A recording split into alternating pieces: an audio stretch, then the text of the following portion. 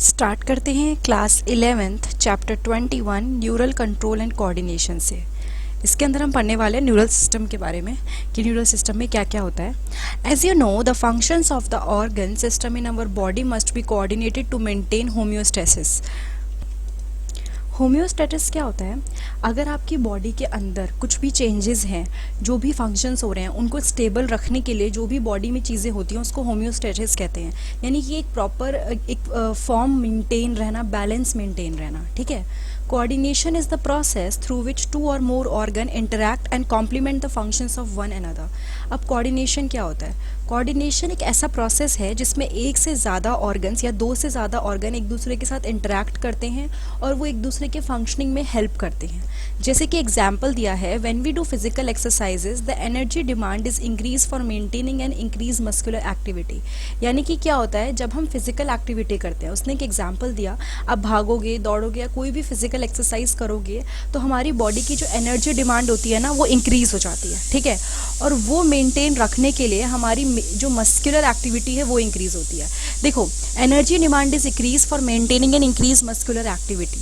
हमारी मसल्स ज़्यादा काम कर रही हैं, उसको मेंटेन रखने के लिए हमारी एनर्जी की जो डिमांड है बॉडी से वो भी बढ़ जाती है। The supply of oxygen is also increase, यानी कि ऑक्सीजन की जो ज़रूरत है बॉडी में वो भी बढ़ जाती है। The increase supply of oxygen necessitates an increase in the rate of respiration, heart beat and increase blood flow via blood vessels. अब अगर ऑक्सीजन की डिमांड बढ़ी है तो क्या क्या होगा? आपका रेट ऑफ रेस्पिरेशन बढ़ेगा। ठीक है, यानी फटाफट से आप ब्रीथिंग करोगे। हार्ट बीट बढ़ेगी क्योंकि ब्लड पंप होगा। और increase blood flow via blood vessels, यानी कि आपके जो ब्लड वेसल्स में ब्लड फ्लो हो रहा है वो भी बढ़ जाएगा। When physical exercise is stopped the activities of nerves, lungs, heart and kidney gradually return to their normal condition. जैसे ही आपकी सारी एक्टिविटी जो भी आप कर रहे थे फिजिकल एक्टिविटीज़ जैसी वो रुक जाती हैं, आपकी जो नर्व्स हैं, लंग्स, हार्ट, किडनी, ये सब अपनी नॉर्मल कंडीशन पे वापस आ जाते हैं। Thus, the functions of muscles, lung, heart, blood vessels, kidney and other organs are coordinated while performing physical exercise।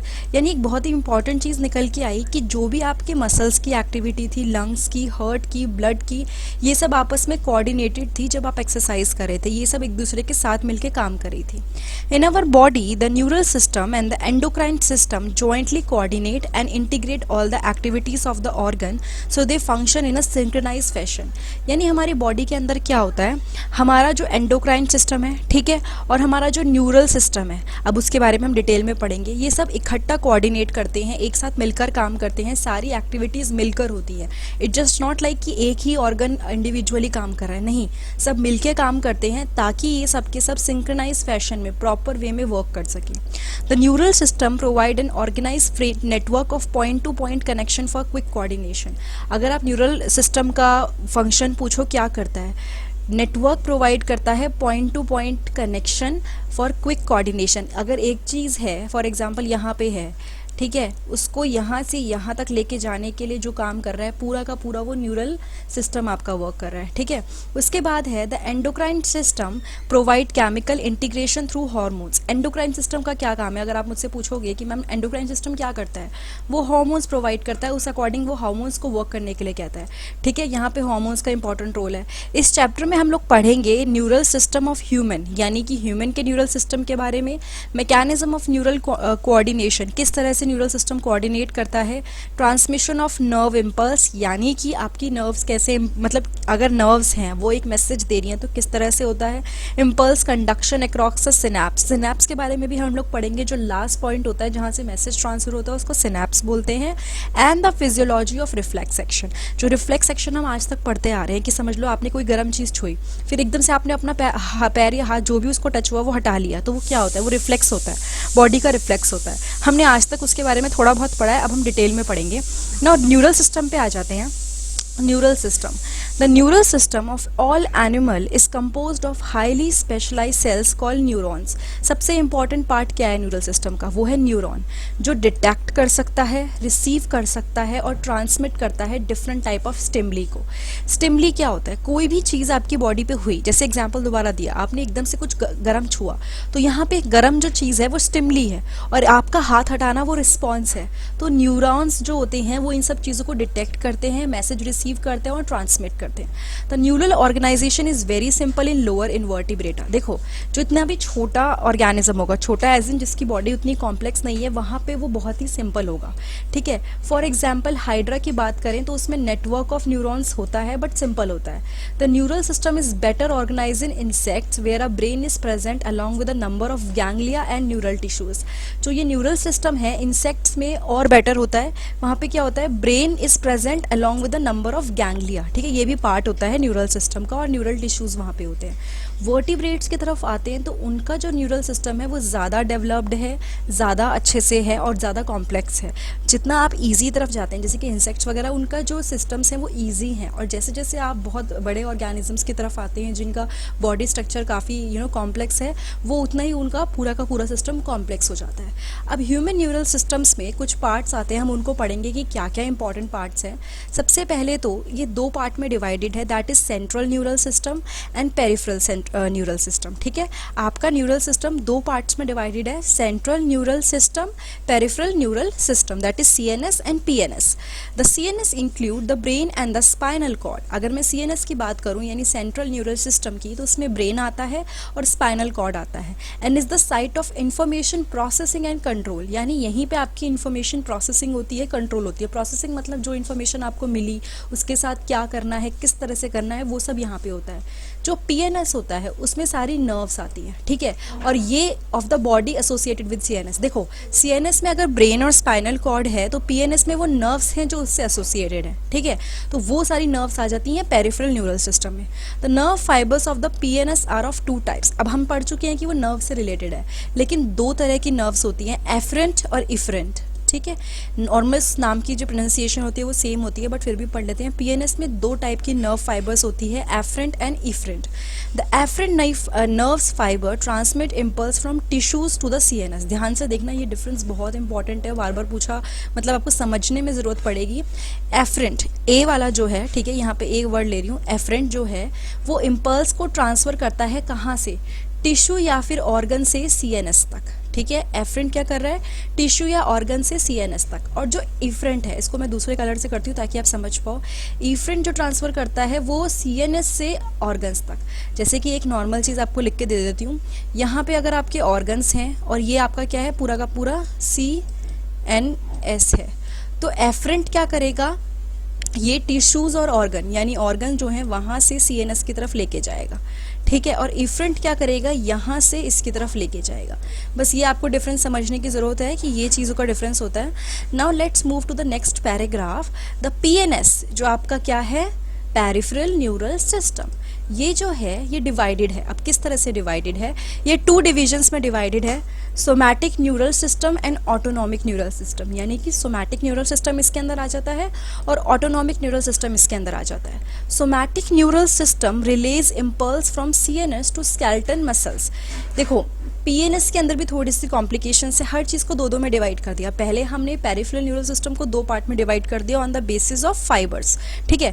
अब हम बात कर रहे हैं PNS को दोबारा से हम न्यूरल सिस्टम भी इसके अंदर डिवाइड कर देते हैं, जैसे कि somatic neural system and autonomic neural system. जो सोमैटिक न्यूरल सिस्टम है वो क्या करेगा, इम्पल्स CNS से कहाँ लेके जाता है, CNS to skeleton muscles, while the autonomic neural system वो इम्पल्स को ट्रांसफर करता है CNS टू इनवॉलेंट्री ऑर्गन। देखो दोबारा से देखो, CNS टू स्केलेटन मसल किस में हो रहा था, सोमैटिक में। मैं इसको भी कलर कर देती हूँ तो आपको समझ में आए। सोमैटिक न्यूरल सिस्टम में क्या हो रहा था, CNS से स्केलेटल सिस्टम में, लेकिन इसके अंदर यानी ऑटोनॉमिक न्यूरल सिस्टम में CNS से इनवॉलेंट्री ऑर्गन्स आपको पता ही है, जो आपके कंट्रोल में नहीं होते, जो ऑटोमेटिकली फंक्शन करते हैं, ठीक है। अब the autonomic neural system is further classified into, अब इसने ऑटोनॉमिक को भी क्लासीफाई कर दिया, यानी आपका जो ये ऑटोनॉमिक है ये भी क्लासीफाइड है 2 में। इस ऑटोनॉमिक को इसने 2 में डिवाइड किया है, जिसके बारे में हम पढ़ेंगे। पहला है सिंपैथेटिक न्यूरल सिस्टम एंड दूसरा है पैरासिम्पैथेटिक न्यूरल सिस्टम। 2 तरह से डिवाइडेड है, sympathetic neural system and parasympathetic neural system. उसके बाद है visceral nervous system is the part of peripheral nervous system that comprises the whole complex of nerves, fibers, ganglia and plexus by which impulses transfer from the central nervous system to viscera and from the viscera to central nervous system। देखो उसने एक चीज़ बोली कि आपका विस्करल nervous system जो है, इसको भी मैं दूसरे कलर से करती हूँ तो आपको समझ में आए, ये पार्ट है पेरिफेरल नर्वस सिस्टम का, ठीक है। अब इसने क्या बोला, इसके अंदर सब कुछ आ जाता है, nerves, fibres, ganglia, plexuses, by which impulses transfer from the central nervous system तो विस्करा। देखो विस्करा क्या होता है, जो लार्ज ऑर्गन्स हैं बॉडी के, जैसे कि हार्ट हो गया, लंग्स हो गया, ठीक है, किडनी हो गया, तो यहाँ पे जितनी भी इम्पल्सेस हैं वो सेंट्रल नर्वस सिस्टम से इन चीज़ों पे जाती हैं और again viscera to central nervous system, ठीक है। तो ये देखिए आपका मेन एक ओवरव्यू था अबाउट न्यूरल सिस्टम, और ये पार्ट 1 था chapter 21 neural control and coordination का। अगर ये वीडियो आपको अच्छी लगी है तो please like, comment, subscribe, share करना मत भूलिएगा। अगर आपको इसके और पार्ट्स देखने हैं तो आप डिस्क्रिप्शन बॉक्स में देखिए, आपको सबके लिंक मिलेंगे।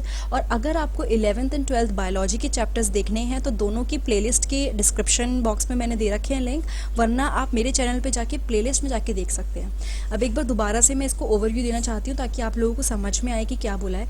ह्यूमन न्यूरल सिस्टम को 2 पार्ट में डिवाइड किया है, सीएनएस और पीएनएस में। सीएनएस के अंदर आ गया आपका ब्रेन और स्पाइनल कॉर्ड, और पीएनएस में मोस्टली नर्व्स आती हैं। पीएनएस को 2 तरह से डिवाइड किया, किसके बेसिस पे, फाइबर्स के बेसिस पे। पहला है ए वाला एफरेंट और दूसरा है इफरेंट। जो एफरेंट होता है वो क्या करता है, टिश्यूज या फिर ऑर्गन से सीएनएस तक इम्पल्सेस लेके जाता है, और जो एफरेंट होता है वो क्या करता है, वो इम्पल्स लेके जाता है CNS to tissues and organ. ये आपको क्लियर हुआ। अब पीएनएस को अगेन 2 तरह से डिवाइड किया है, somatic neural system and autonomic neural system, ठीक है। Somatic neural system relays impulses from the CNS to skeleton muscles, यानी कि सोमैटिक में क्या होता है, कहाँ से जाएगी इम्पल्स, सीएनएस से स्केलेटन मसल्स में, ठीक है। ऑटोनॉमिक न्यूरल सिस्टम में क्या होता है, सीएनएस टू इनवॉलेंट्री ऑर्गन, इसमें स्केलेटन मसल्स है, इसमें इनवॉलेंट्री ऑर्गन है। अगेन ऑटोनॉमिक न्यूरल सिस्टम को 2 पार्ट में डिवाइड किया है, sympathetic neural system and parasympathetic neural system, ठीक है। अब एक और चीज़ बोलिए कि विस्करल नर्वस सिस्टम भी पेरिफेरल नर्वस सिस्टम का पार्ट है, जिसको अलग से डिवाइड नहीं किया, बट उसमें बताया है कि क्या क्या आता है। बेसिकली ये सारी चीज़ें आती हैं। और दूसरी चीज़ इसमें क्या होता है, आपके जो इम्पल्स है वो सीएनएस से विस्करा यानी उन सब ऑर्गन्स तक, जैसे कि हार्ट, लंग, किडनी हो गया, वहाँ तक जाता है, और बाकी सारे ऑर्गन से दोबारा नर्वस सिस्टम पे आता है। इसके नेक्स्ट पार्ट में हम लोग पढ़ेंगे ये पूरा टॉपिक। Thank you.